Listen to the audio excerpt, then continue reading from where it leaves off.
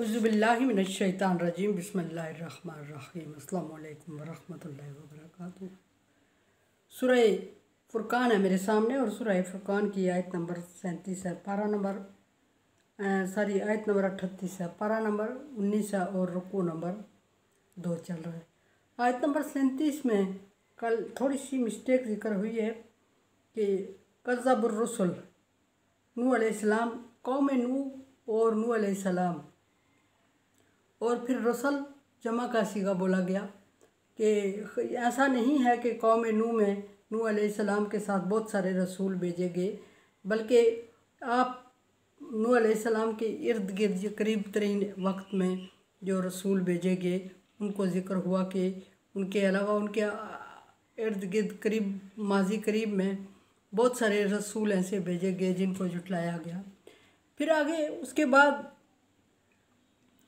उनका अंजाम भी जिक्र किया और फरमाया कि गर्क कर दिया उनको। आगे अल्लाह तबारक व तआला कौम आद और समूद को जिक्र फरमा रहा है। सूरह आराफ में इसको का चूँकि मुकम्मल जिक्र गुज़र चुका है और इनके अज़ाब और पैगम्बरों को ना मानने की वजह से इन पर जो अल्लाह तबारक व तआला की तरफ से अज़ाब नाज़िल हुए वो भी गुज़र चुके डिटेल में। सो रिपीट करने में वक्त लगता है, एक ही बात को बार बार रिपीट किया जाए। मुफस्सल ज़िक्र कर चुकी हूँ मैं हर एक पैगम्बर का सूरह आराफ में जो गुज़रा है। तो यहाँ मुख्तसरन के कौम आद और कौम समूद में भी अल्लाह तबारक व तआला फरमा रहा है ये बड़ी कौमें थीं और पत्थरों को तराश के इन्होंने घर बनाए हुए थे और बड़ी बड़ी खूबसूरत और मजबूत जिस्म के मालिक थे और बहुत यानी कि अल्लाह तबारक व तआला फरमाता है कि दुनिया में इस तरह की और कौम कोई नहीं भेजी मैंने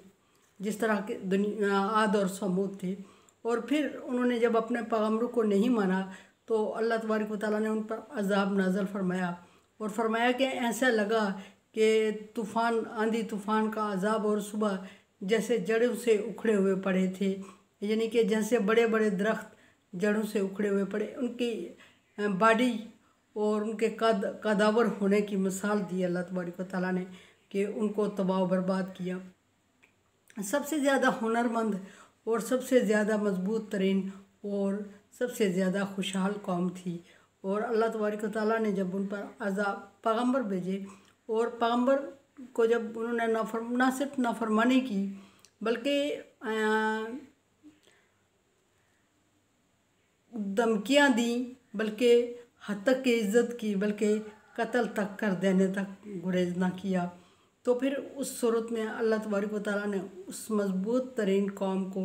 इस तरह निस्तो नाबूद कर दिया कि उनमें से एक भी वापस बाकी ज़िंदगी में ना रहा और उन सब को अल्लाह तबारक व तआला ने ज़मीन बोस कर दिया। ये इन लोगों को समझाने के लिए अल्लाह तबारक व तआला मजबूत तरीन कौमों की मिसालें दे के समझाया कि वो बहुत मजबूत थे और फिर वो उनका ये अंजाम हुआ। और फिर उसके बाद अल्लाह तबारक व तआला ने अस्हाब रस बयान फरमाया। अस्हाब रस, कौम रस, रस वाले, रस कुएँ को बोला जाता है, कुएँ वाले मुराद है। इसे एक मकूल एक रवायत में है कि अज़रबैजान के पास एक कौम आबाद थी और उन पर अल्लाह तबारक व तआला ने जब पैगम्बर भेजा तो उन्होंने अपने पैगम्बरों की इतनी एक पैगम्बर भेजा और उसने उन्हें तबलीग की, दावत हक़ दी, दावत तौहीद दी। तो उस कौम ने अपने न सिर्फ ये कि अपने पैगम्बर की बात नहीं मानी बल्कि उन्होंने अपने पैगम्बर को कुएं में डाल दिया। ये हद तक इज़्ज़त थी या मौत के घाट उतार दिया, कत्ल तक कर दिया। और इस पर इस कौम का नाम कौम इन्हें अस्हाब रस फरमाया। और फिर फरमाया कि अस्हाब रस व कुरूनन बैन ज़ालिक कसीरा, और सिर्फ यही नहीं आद व फ़िरौन, कौम नूह और कौम आद, कौम समूद, अस्हाब रस, सिर्फ यही नहीं है बल्कि इनके आगे पीछे या इनके दरमियान यानी कौम नूह से लेके कौम रस तक दरमियान में बहुत ज़्यादा कौमें आईं जिनको यहाँ अल्लाह तबारक व तआला ने ज़िक्र नहीं फरमाया। और इतना फरमाया सिर्फ कि बैन ज़ालिका कसीरा, बहुत ज़्यादा इन कौमों के, इन पैगम्बरों के दरमियान अरसे में कौमें और भी थीं और जिनकी हदायत के लिए अल्लाह तबारक व तआला ने पैगम्बर भेजा, जिनकी हदायत का अल्लाह तबारक व तआला ने इंतज़ाम किया, जिनको यहाँ ज़िक्र नहीं फरमाया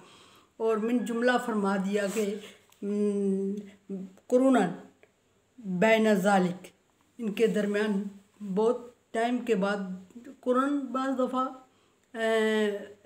कर्न, सदी को भी बोला जाता है और बाज़ दफ़ा कौम को, उम्मत को भी बोला जाता है। और उनके दरमियान बहुत ज़्यादा ऐसी कौमें आईं। अगर उम्मत को बोला जाए तो बहुत ज़्यादा कौम को बोला जाए, और अगर कुरून को बोला जाए तो बहुत अरसा इनके दरमियान गुज़रा जिनमें पे दर पे रसूल आते रहे और पे दर पे हर एक कौम के लिए रसूल का अल्लाह तबारक व तआला इंतज़ाम करता रहा। और हर एक किसी कौम की ये मिसाल, किसी रसूल की ये मिसाल नहीं दी कि अल्लाह तबारक व तआला ने ऐसी मिसाल कोई नहीं दी कि किसी पैगंबर को माना गया हो जिस तरह के उसके मानने का हक़ है, उस पर ईमान लाया गया हो और उसके